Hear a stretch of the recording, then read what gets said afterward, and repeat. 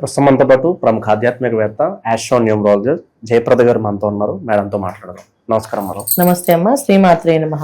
నక్షత్రాల సిరీస్ లో భాగంగా ఈ రోజు మనం జ్యేష్ఠ నక్షత్రం గురించి మాట్లాడదాం. ఈ నక్షత్రం యొక్క ప్రత్యేకతలు ఏంటి, ఈ నక్షత్రంలో జన్మించిన వారి లైఫ్ పుట్టిన దగ్గర నుంచి మరణించే వరకు ఏ విధంగా ఉంటుందంటారు, ఓవరాల్ గా వీళ్ళు ఎలాంటి జాగ్రత్తలు తీసుకోవాలంటారు? జ్యేష్ఠ నక్షత్రానికి అధిదేవత బుధుడు. ఈ నక్షత్రంలో బుధుడు ఉండడం వల్ల, నక్షత్రాల అధిపతి బుధుడు ఉండడం వల్ల జరిగే అదృష్టం ఏంటంటే వీళ్ళకి మాట తీరు, మాట్లాడే విధానం, ఎదుటి వాళ్ళని లోపరుచుకోవడం అనేది చాలా ఈజీగా ఉంటుంది వీళ్ళకి. అంటే అది తప్పుగా ఉండదు కానీ మంచిగా మాట్లాడతారు. చాలా యాక్టివ్గా ప్రతి విషయాన్ని అనాలిసిస్ చేసి మాట్లాడుతూ ఉంటారు. సో వాళ్ళకి ఉండే ఆలోచన విధానం, తెలివితేటలు చాలా బాగుంటాయి. కానీ వీళ్ళ జాతకంలో అదృష్టమే తక్కువ ఉంటుంది. ఈ జ్యేష్ఠ నక్షత్రం ఉండేది ఏంటంటే వృశ్చిక రాశిలో ఉంటుంది. ఈ వృశ్చిక రాశికి అధిపతి కుజుడు.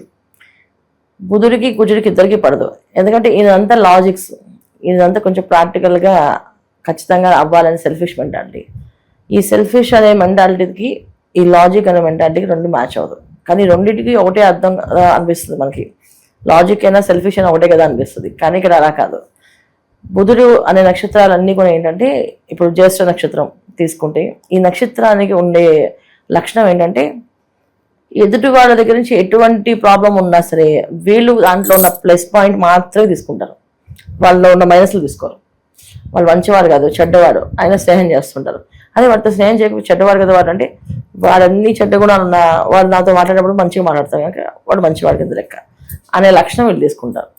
అది జనరల్గా ఏంటంటే ఈ వృశ్చిక రాశికి ఏదైతే కుజుడు అధిపతి కనుక అతనికి పడుతుంది.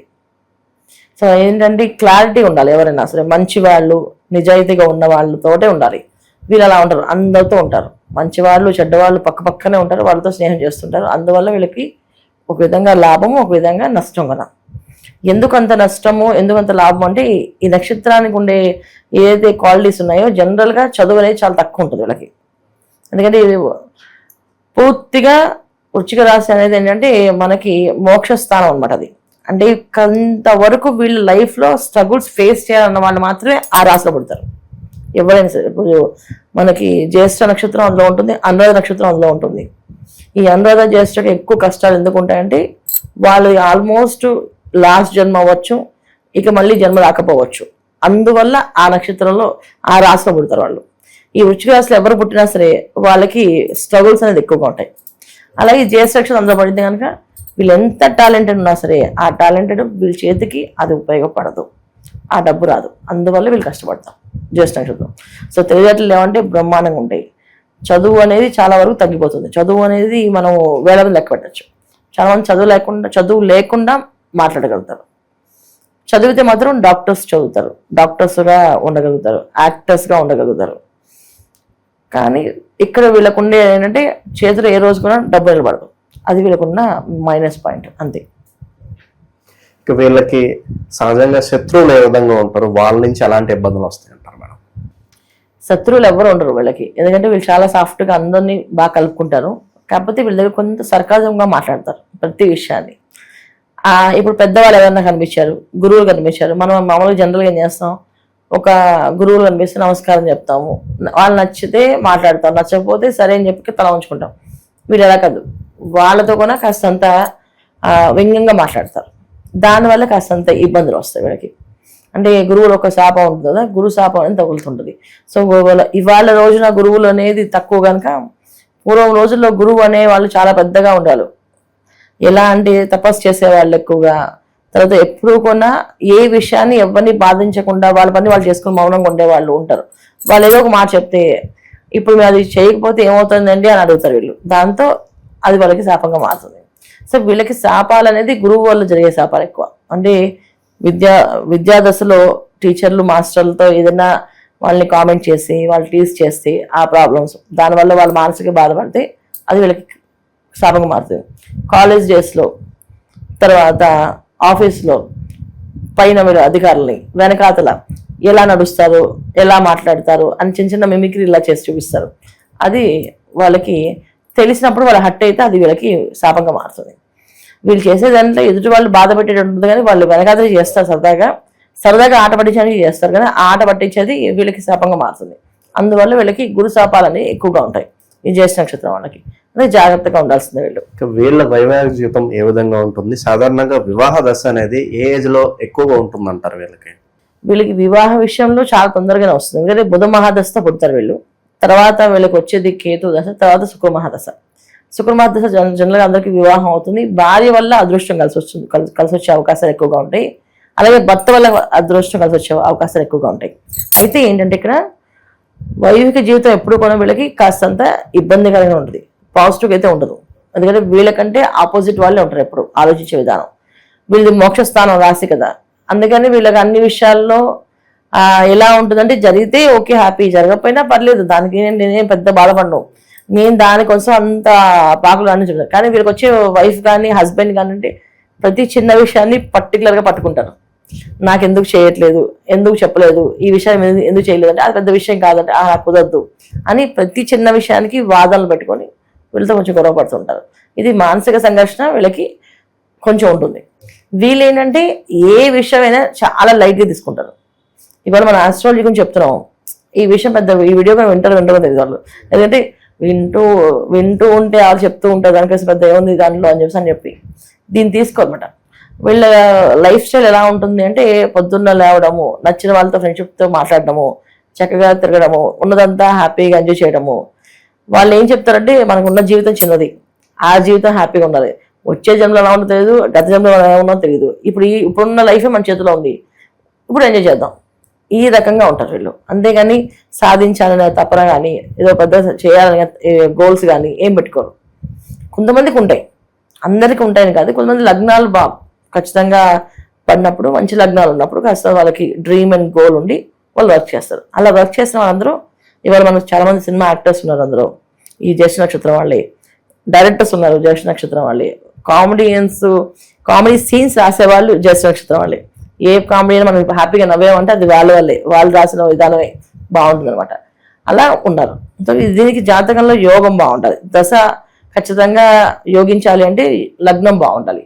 ఈ లగ్నం బాగున్న వాళ్ళు ఖచ్చితంగా 100% బాగుంటారు. లగ్నం బాగాలేకపోతే ఇబ్బంది పడతారు. మేడం, మీకు వీళ్ళ ఇన్వెస్ట్మెంట్స్ పరంగా వీళ్ళకి ఏదన్నా సలహాలు సూచనలు ఇస్తారా? వీళ్ళకి ఏదన్నా? వీళ్ళు ఎవ్వరి మాట వినరు అన్న, వాళ్ళు నచ్చింది వాళ్ళు చేసుకుంటారు. జనరల్గా ఏంటంటే వాళ్ళకి చాలా ఆలోచన విధానం బాగుంటుంది, వాళ్ళ విధానం వెళ్ళే వే ఆఫ్ బాగుంటుంది. కానీ వీళ్ళకి అదృష్టం కలిసి రావాలి అంతే. అదృష్టం కలిసి వచ్చిందా బ్రహ్మాండంగా యోగిస్తుంది, కలిసి రాకపోతే అవ్వదు. సో మాక్సిమం వీళ్ళు చేసేదంతా వ్యాపారాలే. ఉద్యోగాలు చేస్తే అది 1 నెల 2 నెలల కన్నా ఎక్కువ ఉంటారు. ఎందుకంటే ఏదో ఒకటి మాట్లాడతారు, పక్క వాళ్ళకి కొలీగ్స్కి హెల్ప్ చేస్తారు, అది బాస్కి నచ్చదు, జనరల్ వాళ్ళ పని మీద చేస్తామని. సో వాళ్ళు కూడా మనుషులే కదా, ఎవరు చేస్తే ఏముందని చెప్పి మాట్లాడతారు. అది జనరల్గా వాళ్ళకి కొంచెం ఇది చేసేది వీళ్ళు చూసేదంతా పాజిటివ్ అనిపించినా అది ఇక్కడ నెగిటివ్గా వెళ్తుంది ఎదుటి వాళ్ళకి. అది ఎందుకు వెళ్తుంది అనేది అది వాళ్ళ జాతకంలో ఉండే భావమని చెప్పాలి మనం.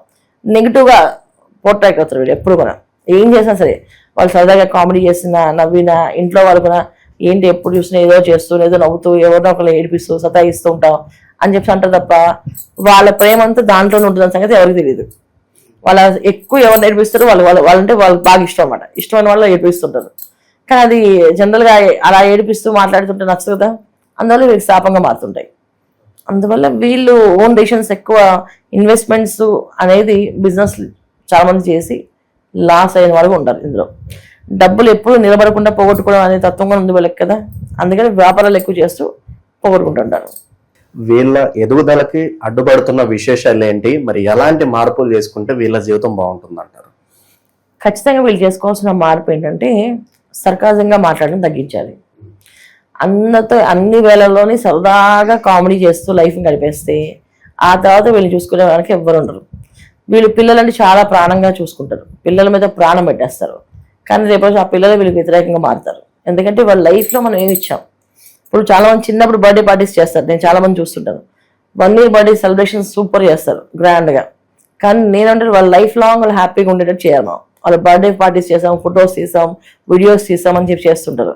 ఇవన్నీ కూడా వీళ్ళకి పెద్ద అయినప్పటికీ పిల్లలకి ఇవ్వడానికి వీళ్ళ దగ్గర ఆస్తి నిలబడిపోతే వీళ్ళు వ్యతిరేకంగా ఉంటారు, నువ్వు చిన్నప్పుడు ఏం చేస్తావు అని చెప్పేసి. అందుకని వీళ్ళు మనీ వైజ్గా చూసుకుంటే డబ్బుని చాలా జాగ్రత్తగా వాడుకోవడం, జాగ్రత్తగా ఖర్చు పెట్టుకోవడం, డబ్బుని గట్టిగా పట్టుకోవడం అంటే వీళ్ళు ఎక్కువ చేసుకోవాలి. అది ఏంటంటే ఉద్యోగాలు చేస్తే వీళ్ళ జీవితంలో సెటిల్మెంట్ ఉంటుంది. వీళ్ళు వ్యాపారాల జోలికి వెళ్ళకూడదు. ఎందుకంటే వ్యాపారం చేస్తే సంపాదించి ఉండదు. ప్రొఫెషనల్ రంగంలో ఉన్న వాళ్ళు ప్రొఫెషనల్గా ఎదుగుతారు, దానికి ప్రాబ్లం లేదు. కానీ వ్యాపారం చేద్దాం అనుకున్న మాత్రం ఎప్పుడు చేయకుండా ఉద్యోగాల జోలికి ఉద్యోగమే చేయాలి వీళ్ళు, అది వీళ్ళకి సేఫ్ ఎప్పుడు కూడా. ఇక వీళ్ళు లైఫ్ లాంగ్ చేసుకోవాల్సిన రెమెడీస్ ఏంటి మేడం వీళ్ళు? లైఫ్ లాంగ్ చేసుకోవాల్సిన రెమెడీస్ ఎవరిని ఏమీ అనకుండా, సరదాగా నవ్వించకుండా, ఏడిపించకుండా, సందర్భం బట్టి మాట్లాడాలి. ఒక్కొక్కసారి సందర్భం కూడా వీళ్ళు ఆ సందర్భాన్ని ఆలోచించకుండా మాట్లాడుతుంటారు. ఎలా అంటే ఇప్పుడు చాలా మంది బాధపడుతూ ఉన్నారు అనుకోండి, వచ్చి వాళ్ళు ఏదో జోక్ వేసి దానికోసం ఇంత ఏడ్చేదని చెప్పి అంటారు. కానీ ఎదుటి వాళ్ళ ఎమోషన్ని మనం అర్థం చేసుకోవాలి.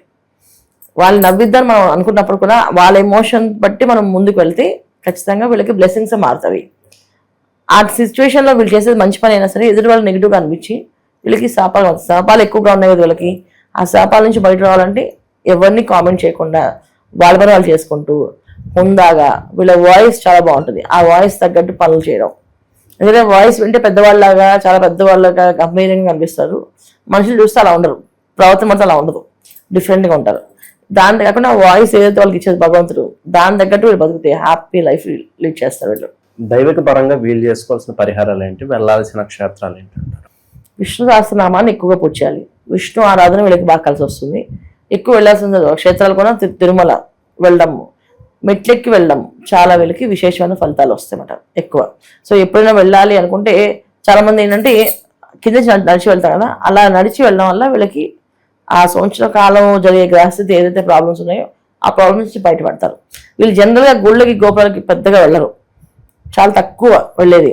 వెళ్తే మహా అయితే ఆంజనేయ స్వామిని బాగా ఇష్టపడతారు, ఆంజనేయ స్వామి పూజిస్తారు వీళ్ళు. కానీ వైష్ణవాలయాల్లో వెంకటేశ్వర స్వామిగా పూజిస్తే వీళ్ళకి బాగా కలిసి వస్తుంది అన్నమాట. ఓవరాల్ గా ఈ నక్షత్రం వాళ్ళ గురించి వీళ్ళ లైఫ్ ఎలా ఉంటుంది మంచి విశ్లేషణ అందించారు. ధన్యవాదాలు.